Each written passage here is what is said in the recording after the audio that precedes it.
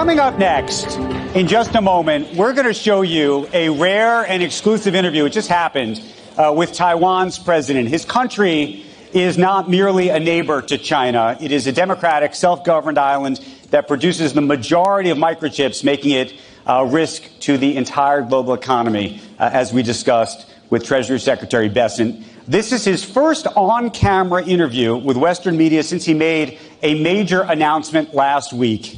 And we did it on tape for you, in part because it required a translator. I'm going to show it to you now. Here's where I want to start the conversation. You just announced this past week that you're introducing a $40 billion special budget for military spending to buy more weapons from the U.S. to try to deter China from invading Taiwan. What indicators, and perhaps new indicators, are you looking at that shows an increased threat to Taiwan? We can see that China's military drills targeted at Taiwan are becoming increasingly frequent and intense. They have even moved beyond the first island chain into the second, affecting the wider Indo-Pacific region. At the same time, China's United Front influence campaigns against Taiwan are also becoming more serious. In order to safeguard national security and fulfill our responsibility to maintain peace and stability across the Taiwan Strait, we have announced this special defense budget. We believe that peace is priceless and war has no winners. While we aspire to peace, we cannot harbor illusions about it. Peace must be secured through strength. This is why we are increasing our defense budget and strengthening our national defense capabilities, while also cutting back our economic dependence on China. This includes improving our economic resilience. In 2010, 83.8% of Taiwan's outbound investment went to China. Last year, that figure had dropped to around 7%. We are also working side by side with other democracies to reinforce deterrence. Robust preparations are the best way to avoid war and achieve peace.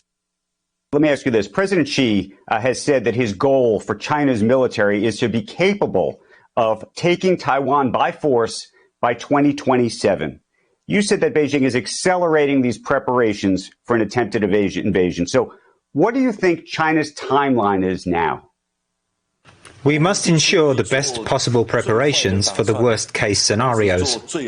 Whatever timeline the PLA may have, Taiwan's fundamental principle is that we must be ready first. This is our basic principle. I also want to use this opportunity to reiterate to the international community that Taiwan will do everything necessary to protect itself and to safeguard regional peace and stability. We are grateful to the international community, including the G7, the President of the United States, Japan's political leaders, and many others for their interest in cross-strait peace and emphasizing that stability in the Taiwan Strait is essential to global security and prosperity. Their shared position greatly contributes to stability in Taiwan and peace in the region. We hope Taiwan can continue working with the international community to uphold the rules-based international order. Well,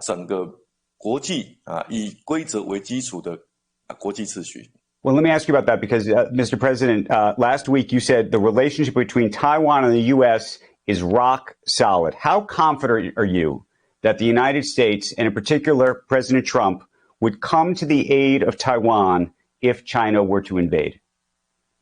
Although Taiwan and the United States do not have official diplomatic relations, Taiwan is deeply grateful to the U.S. Congress for passing the Taiwan Relations Act and to President Ronald Reagan for the 6 assurances.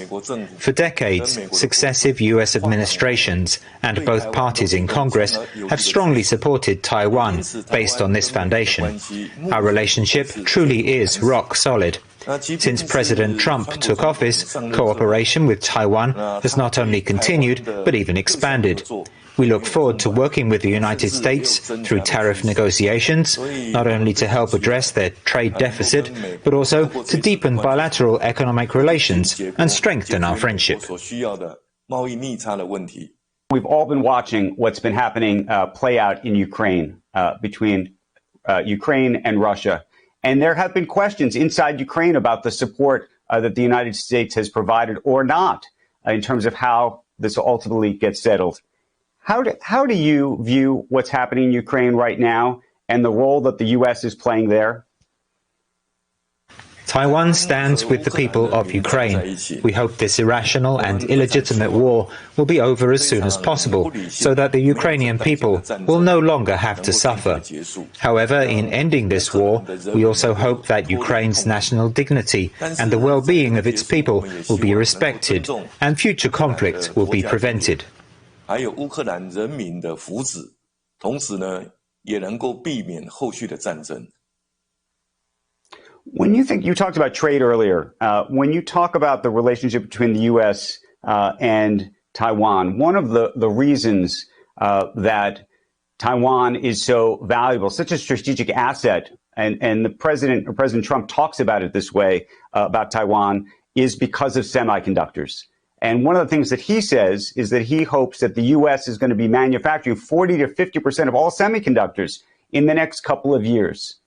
With your help, does that make Taiwan more valuable ultimately to the U.S., or do you worry at all that it makes it less valuable to the U.S.? Taiwan's semiconductor industry plays a crucial role, especially as we enter the future AI era. But I want to emphasize with humility that Taiwan's semiconductor sector is a global asset. The industry functions as an ecosystem. The US excels in R&D, design, and has the world's largest market. Japan provides materials and equipment. The Netherlands makes advanced lithography systems. Taiwan specializes in logic chip manufacturing, and Korea leads in flash memory chips. In other words, semiconductors are a global ecosystem. It requires worldwide cooperation to be effective. This is why our government supports TSMC and other Taiwanese semiconductor firms as they invest in the US, Japan, Europe, or wherever they believe is needed. This contributes to global progress and prosperity. As a result, we remain supportive as President Trump seeks investments from Taiwanese semiconductor companies and suppliers in the US. We hope Taiwan can support the reindustrialization of the US. President Trump wants the US to become the world center for AI, and we are willing to assist in this. As I said earlier, we hope Taiwan-US tariff negotiations will not only help reduce the US trade deficit, but also deepen bilateral economic cooperation, further integrate Taiwan's industries with the American economic structure, and strengthen the Taiwan-US relationship. This will contribute to global prosperity and development.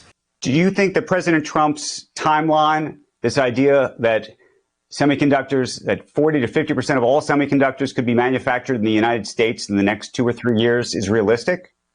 We understand President Trump's sense of urgency. He wants the United States to maintain an edge in global competition. Whether this target of 40 to 50% can be achieved within this time frame depends not only on Taiwan's support, but also on the US government's ability to facilitate land acquisition, water and electricity supply, workforce and talent development, and investment incentives. If the US government manages to do this well and effectively, then this goal becomes much more achievable. There's a big debate in the United States right now about whether companies like NVIDIA should be allowed to sell their most advanced chips to China. And there has not been a real answer yet here in the US. I'm curious what you think about that. Do you think that the most advanced chips should be allowed to be exported to China? As Taiwan's president, it would not be appropriate for me to comment on US domestic policy, but I can share an experience. Around the year 2000, Taiwan faced a similar debate about whether our advanced chip manufacturing capabilities should move to mainland China. There was an extensive and thorough discussion across society and among different political parties. The consensus was that it would be unwise and should not happen. Looking back, that decision was correct. Had Taiwan allowed its most advanced manufacturing to relocate to China, Taiwan would not be what it is today.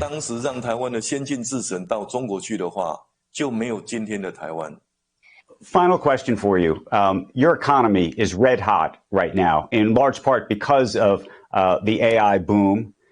It's a two-part question. I wonder whether you're worried about an AI boom being an AI bubble. And I'm also curious how you think about the Chinese economy today and how that relates to how President Xi even views Taiwan and when and if it would consider either invading or through using the gray zone, trying to effectively cut off or control Taiwan. There are many different views in the tech and economic communities. Some say AI could become a bubble. Others say it may not. What does he think? As a political leader, I believe the AI era will bring greater convenience to people's lives, stimulate economic development, and contribute to global prosperity. That is why we must take steps to prevent AI from becoming a bubble. In other words, leaders around the world, especially those from countries with AI-related industries, should work together and take necessary measures to ensure AI develops sustainably and has a soft landing, so that it can drive long-term global growth. China's economy is indeed struggling. Taiwan's growth rate this year is projected to reach 7.37%, while international financial institutions estimate China's growth to be only a little above 4%. We sincerely hope that as China faces economic pressures, President Xi Jinping will focus not on territorial expansion, but on improving the well-being of the Chinese people. Taiwan is willing to help and to cooperate in addressing these economic challenges. Mr. President, thank you so very, very much. Andrew, I sincerely invite you to visit Taiwan. I will come and visit with you. I would love that. Thank you.